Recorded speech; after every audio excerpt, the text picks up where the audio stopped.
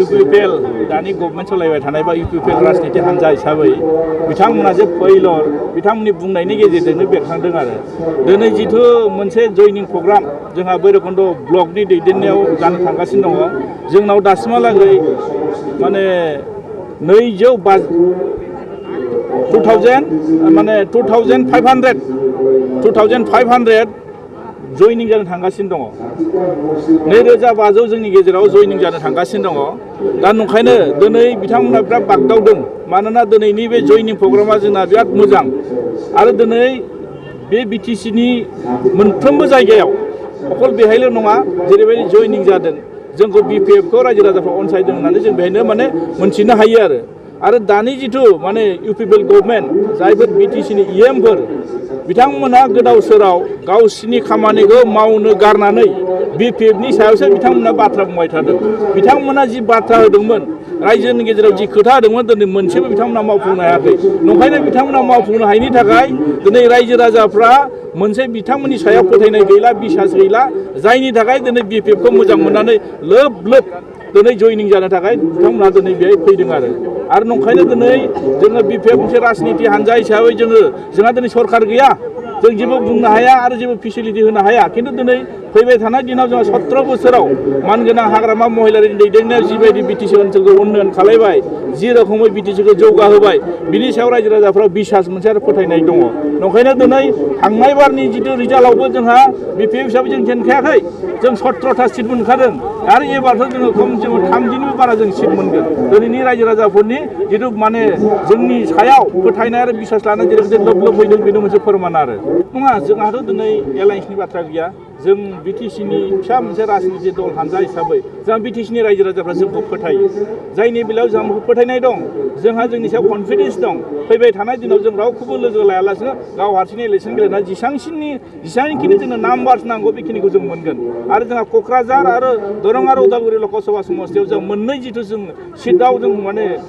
candidate होनो थांगासिनो दं आरो बे जेरैबायदि रायजो राजाफोरनि सापर्ट जेरैबायदि रायजो राजाफोरनि मदद मोनबाय थादों जों देरहागोना निश्चित आरो नंखायनो दिनै जोंनि मानगोनां हाग्रामा महिलारि बिथाङा बुंबाय थादों जोंनि BPF राजनिति हान्जानि मोनसे सिद्धान्त बियो जों रावजोंबो एलायन्सआव फैया जों BPFआ गावनि सिम्बलावनो गेलेयो जोंहाथ' एलायन्सनि बाथ्रा गैया जों रावजोंबो जोंखौ जेबो खहाबो खालामनो हाया आरो जों रावजोंबो लोगो जाया मानोना जों गोजानो जों देरहानो हानाय जोंनाव खेमथा दङ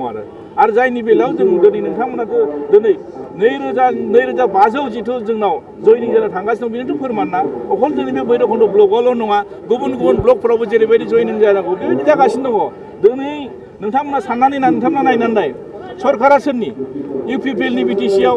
स्टेटआव जोंहा BJP सालायगासिनो दं सेन्ट्रेलाव BJP सालायगासिनो दं अब्लाबो जे दिनै मानो BTCआव थानाय माखासे BJP आरो UPPLनि दैदेनगिरि कर्मिफ्रा बिथांमोननि सायाव मानो बिसास गैया थारमाने बिथांमोननि लिडारशिपआव थानो मानो गोसो गैया थारमाने बिथांमोना BTCखौ उन्नयननि नामाव जेरैबायदि दुर्निति खालायदों उन्नयननि नामाव बिथांमोना जिबायदि जाख्ल'दों बिथांमोननि जिथु जाख्ल'नाय बिथांमोननि जिथु लुथिनायखौ नुनानै दिनै बिथांमोननि कर्मि बिथांमोननि दैदेनगिरिफ्रा दिनै फोथायाखै ओंखायनो बिथांमोननि चेयारमेन मेम्बार फारसेनिफ्राय सोरबा आफादगिरि सोरबा डिस्ट्रिक्टनि बिबानगिरिफ्रा दिनै जोंनि BPF माने राजनिति हान्जायाव जयनिं जाबाय थादों आरो बेनोथ' फोरमान ना जोंहा BTCनि दानि बर्तमान चिफ प्रमद बर बिथाङा मा नोजोरजों नायनानै सान्थिनि खोथा बुंदों जों बुंनो हाया खिन्थु दिनै NDBजों सुक्ति जादों जों बयबो मिथिगौ सुक्तिया मानो जायो दिनै सान्थि सुक्ति होननानै बुंदों सान्थि सुक्ति जानानै जोंनि BTC ओनसोलखौ जौगानायनि खोथा होदोंमोन आरो मावनांगौमोन नाथाय बिथांमोना बेबो फैलर आरो दिनै जाय सुक्तिगारि रन्जन दैमारि बिथाङाबो दिनै जेलाव दं आरो बिथांजों लोगोसे माखासे माने गोबां माने दावहारु लोगोफ्रा दिनै जेलाव दङ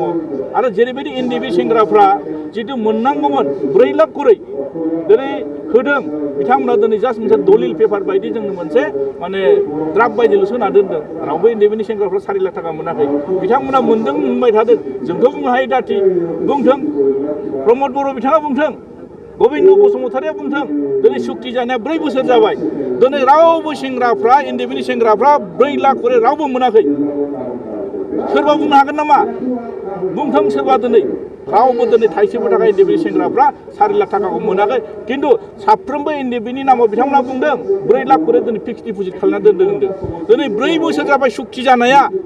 एनडिएफबि सेंग्राफोरखौ दिनै 4 लाख करि मा थाइसेबो थाखा बिथांमोना होनो हायाखै थांना थानायनि राहा लामा बिथांमोना होनो हायाखै खिन्थु दिनै बिथांमोना गुबुन गुबुन एजेन्डा लानानै दिनै खामानि मावबाय थादों दिनै बिथांमोना एनडिएफबिनि नांनाय जिहेतु सेक्रिफाइस 36 बोसोर नांनानै फैनायखौ दिनै एनडिएफबिखौ सनमान होआखै बिथांमोना जोंनि एनडिएफबि माखासे सेंग्राफ्रा हाजिरा मावलाबायनानै जानाय दङ दिल्ली मुम्बाइआव खारनानै दङ बिथांमोननि गथ' गथाय हिनजावफ्रा दिनै लोमजानानै दिनै बेमार आजार जाबाय बिथांमोना दिनै ट्रिटमेन्ट लानो हायाखै दा दिनै माखासे एनडिएफबिनि नामाव बुङै बुङै सुक्ति माने गोरोबथानि खोथा बुङै बुङै बिथांमोना दिनै माबानो दामि दामि गारि बायदों दामि दामि लाक्जारियास लाइफ बिथांमोना दिनै गावनि जिबनखौ खुंनो हाबाय थादों नंखायनो दिनै बुंदों बे सुक्तिजों बेसेबां लाब जादों जायाखै रायजो राजाफ्रा बुजिदों आरो बिथांमोना 80% 60% सुक्तिया दिनै जाबाय होननानै बुंदों बहा जादों जाबाथ' रायजो राजाखौ बिथांमोना मा खालामनो हानांगौमोन गोजोन होनो हानांगौमोन दानि जिथु बिटिसि सरकारनि बेबस्था 6 सिडिउलनि सिङाव जिथु खेमथा होदों डिपार्टमेन्ट जिथु 40टा डिपार्टमेन्ट होनाय माखासे ट्रेन्सफार साबजेक्ट होखानायखौ दिनै बिथांमोना सलायनो हायैनि थाखाय माखासे डिसिनो हेन्डअभार खालामनानै दिनै बिथांमोना बाबुगिरि खालायगासिनो दङ स्किम होनो हायाखै बिथांमोना दिनै गोबां स्किमा दिनै फैल' जानानै थांनाय थादों खामानि मावनो हायाखै दोंफ्रोमबो बिथांमोना लामा मावगोन होननानै बुंदोंमोन साख्रि होगोन होनना बुंदोंमोन मोनसेबो जाफुङाखै दा नंखायनो लाजिनानै बिथांमोना दिनै बेहाय जिहेतु भैरबखुन्द नैबे सान्तिपुर गेलेग्रा फोथाराव जे जयनिं प्रग्रामखौ नुनानै बिटिसिनि डिपुटि चिफ बर्तमान बे उदालगुरि समस्तिनि एमएलए गबिन्द बसुमतारी बिथाङा दिनै आसनि गैयैखौनो आसनि लानानै दिनै कम्बल रानलाबाय थादों दिनैसो मोनबाय नामा बिथाङा माने दिनैसो मोनबाय नामा पिएमएवाइ न'नि दिनै बिथांमोना बेनिफिसियारिफोरखौ माने सेलेक्ट खालायनायनि खोथा